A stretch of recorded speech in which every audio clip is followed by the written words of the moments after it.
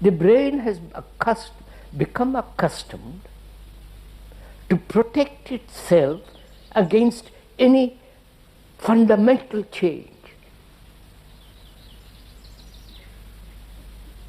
We do not know if you have observed your own brain. And not the brain specialist, not the psychobiologist. See what is happening, sirs.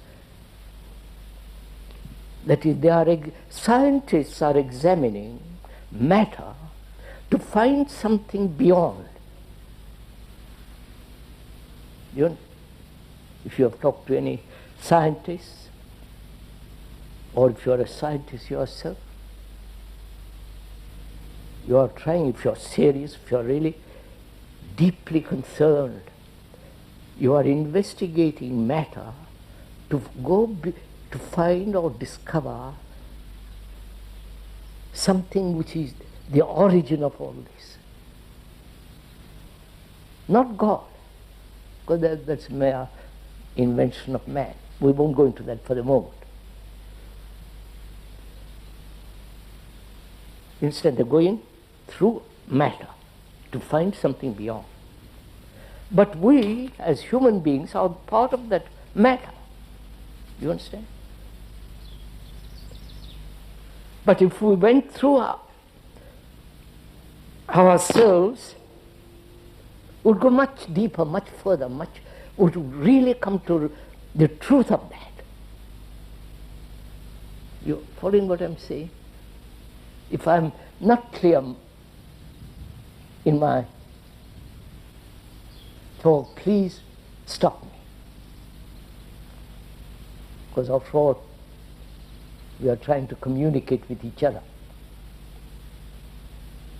Words are necessary.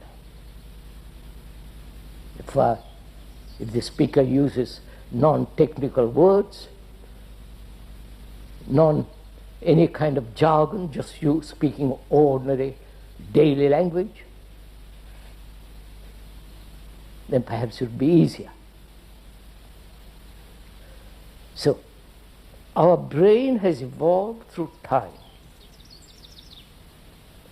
Our brain has its own chemical capacity to heal itself or to resist itself. You'll find out if you go into it. To resist any change which doesn't give it security.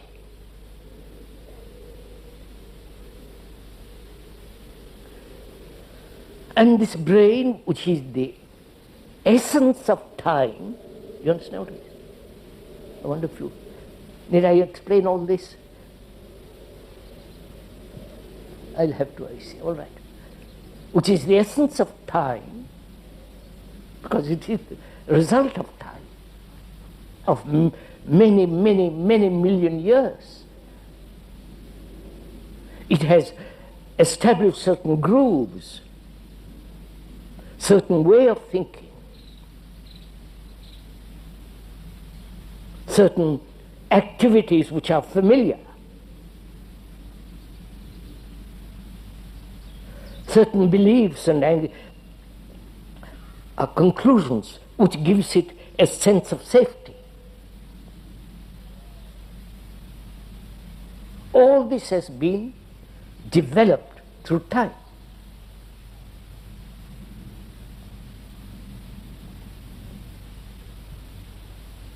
And we are saying, please listen to it, we are saying, unless the capacity of that brain which has been conditioned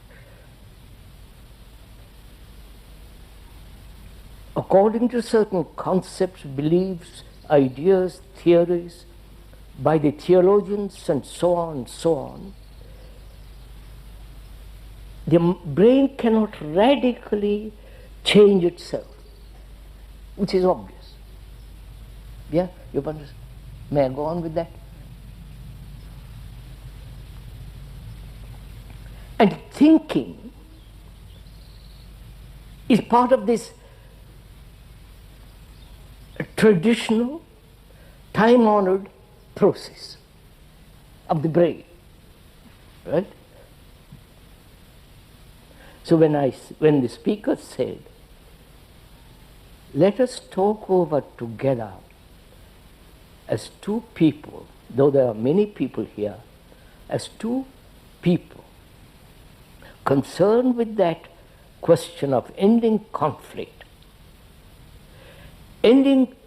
not gradually, which is the process of the brain conditioned to time. You're following all this? We are saying, unless that chain is broken, there cannot possibly be a fundamental change in human nature. Everyone,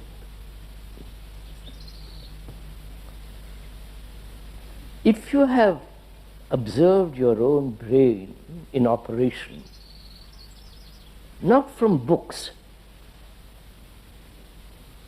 they may help, but essentially the books, the writers about the brain and the investigators and so on, they don't investigate their own brain. They investigate the brain. I don't know if you're following all this. We, if you're serious, we are investigating our own brain. Not the brain according to some psychologists, neurologists, psychobiologists, and so on, so on, so on. And then if you examine it, according to the authority, it's the authority you are examining, not your brain. Vous avez compris? I mean, you've understood? Is this clear? Please, this is very important.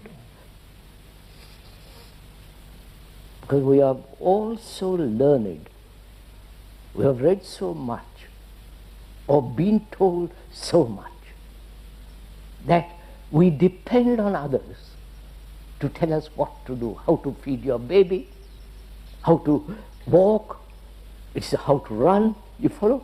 They tell you everything.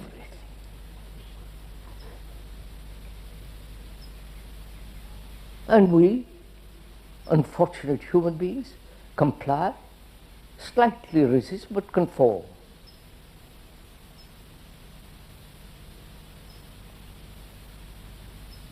And as the speaker doesn't read any of these books,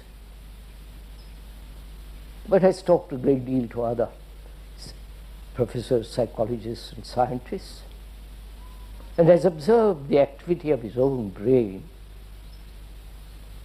which is the brain, the activity of the brain is the reactions, the responses, the sensory response, the shock, you follow? All that to observe.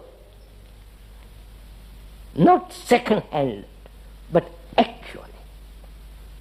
Then you have an extraordinary vitality. Not to do mischief.